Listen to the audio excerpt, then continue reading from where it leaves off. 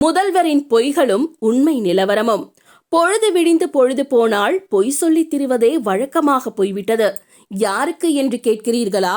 நீங்களோ நானோ இல்ல, நம் முதல்வர்தான், மு.க.ஸ்டாலின் தான்.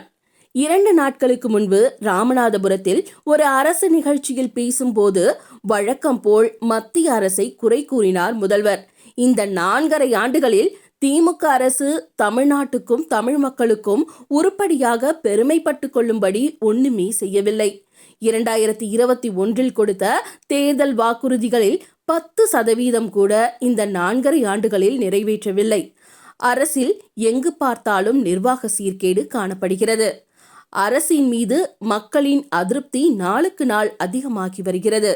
தங்களுடைய தோல்விகளில் இருந்து மக்களின் கவனத்தை திருப்ப மத்திய அரசை குறை கூறுவதை வழக்கமாக கொண்டிருக்கிறது திமுக. எல்லாமே மத்திய அரசுதான் செய்ய வேண்டும் என்றால் மாநில அரசுக்கு வேலை என்ன என்று கேட்கிறார்கள் தமிழ் மக்கள். மாநிலத்தில் மக்களால் தேர்ந்தெடுக்கப்பட்ட அரசு ஒன்று இருக்கிறது. அந்த அரசு ஆண்டுதோறும் பட்ஜெட் போடுகிறது. அது மட்டுமல்ல, ஆண்டுதோறும் 1,00,000 கோடி ரூபாய் கடன் வேறு வாங்குகிறது. இவ்வளவு பணம் எங்கே போகிறது என்று கேட்கிறார்கள் தமிழ் மக்கள். தமிழக அரசின் பொறுப்பின்மையை கண்டு வெறுத்து போய் தொட்டதற்கெல்லாம் மத்திய அரசின் மீது பழி போடாதீர்கள் என்று நீதிபதியே கண்டிக்கும் அளவுக்கு மாநில அரசின் தரம் தாழ்ந்துவிட்டது. இது தமிழகத்திற்கு தலைக்குனிவு அல்லவா? தமிழகத்தை தலைக்குனிய விடமாட்டோம் என்று தினமும் ஏதாவது ஒரு நிகழ்ச்சியில் கூறி வரும் முதல்வருக்கு தமிழகத்தில் ஒவ்வொரு நாளும் நடக்கும் நிகழ்வுகள் தமிழகத்தை தலைநிமிர விடாமல் செய்கின்றன என்ற உண்மை தெரியவில்லை. முதல்வர் மத்திய அரசின் மீது வைக்கும் குற்றச்சாட்டுகளில் உண்மை இல்லை என்பதை நாட்டு மக்களுக்கு எடுத்து சொல்வது நமது கடமை. வாருங்கள், முதல்வர் சொல்லும் குற்றச்சாட்டுகளையும் உண்மை நிலவரத்தையும் பார்ப்போம். பேரிடர் காலத்தில் மத்திய அரசில் இருந்து யாரும் பார்வையிட வருவதில்லை, தேவையான நிவாரணத்தை அளிப்பதில்லை என்பது முதல்வரின் குற்றச்சாட்டு. தமிழகத்தை பொறுத்தவரை பேரிடர் என்பது நிலநடுக்கமோ கடும் வெயிலோ வறட்சியோ அல்ல, புயல் பாதிப்புகள்தான். கடந்த 4.5 ஆண்டுகளில் தமிழக கடற்கரையை 3 பெரிய புயல்கள் தாக்கின. 2022 மண்டூஸ் புயல், 2023 மிஷாங் புயல், 2024 ஃபெங்கல் புயல். ஒவ்வொரு முறையும் மத்திய அரசின் பிரதிநிதிகள் பாதிக்கப்பட்ட இடங்களுக்கு வந்து ஆய்வு செய்து மத்திய அரசுக்கு அறிக்கை சமர்ப்பித்துள்ளனர். மத்திய அரசும் மாநிலத்திற்கு சேர வேண்டிய பேரிடர் நிவாரண நிதியை உடனுக்குடன் விடுவித்து வந்துள்ளது. மண்டூஸ் புயலில் பாதிப்படைந்தது சென்னை மாநகரம் மட்டுமே. தமிழகத்திற்கு வரவேண்டிய பேரிடர் நிவாரண நிதியை மத்திய அரசு உடனே வழங்கியது. வெள்ளத்தில் அதிகம் பாதிக்கப்பட்ட அம்பத்தூர், தொழிற்பேட்டை சிறு குறு தொழிலாளர்களுக்கு காப்பீட்டுத் தொகையை விரைவில் வழங்கிட காப்பீட்டு நிறுவனங்களுக்கு மத்திய அரசு பரிந்துரைத்தது. புதிய எந்திரங்கள் வாங்கவும், கட்டுமானங்கள் செய்து கொள்ளவும், மூலப்பொருட்கள் வாங்கிக் கொள்ளவும் கூடுதல் வங்கிக் கடன் அளிக்குமாறு வங்கிகளுக்கு மத்திய அரசு பரிந்துரைத்தது. 2025 முதல் 2026 நிதியாண்டுக்கு மத்திய அரசு பேரிடர் நிதி மற்றும் மாநில அரசு பேரிடர் நிதி இரண்டும் சேர்த்து 1,500 கோடி ரூபாய்க்கு மேலாக நிதி ஒதுக்கியுள்ளது மத்திய அரசு. மிஷாங் புயலுக்கு மத்திய அரசு கொடுத்த நிதி 940 கோடி ரூபாய். இதை தவிர நகர்ப்புற கட்டமைப்பை மேம்படுத்துவதற்கு மத்திய அரசு தமிழ்நாட்டுக்கு ரூபாய் 561 கோடி கூடுதல் நிதி வழங்கியுள்ளது. நிதி அமைச்சரை தமிழகம் வந்து பார்வையிட்டார்.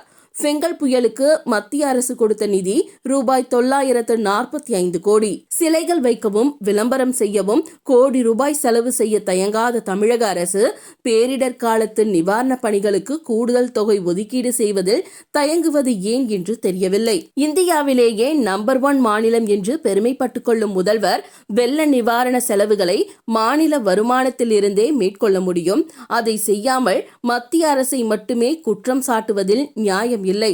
கரூர் துயர சம்பவத்தை நேரில் கண்டு ஆய்வு செய்ய பாராளுமன்ற உறுப்பினர் குழுவை அனுப்ப தெரிந்த மத்திய அரசுக்கு மணிப்பூருக்கு அதே போன்ற குழுவை அனுப்ப தெரியவில்லை.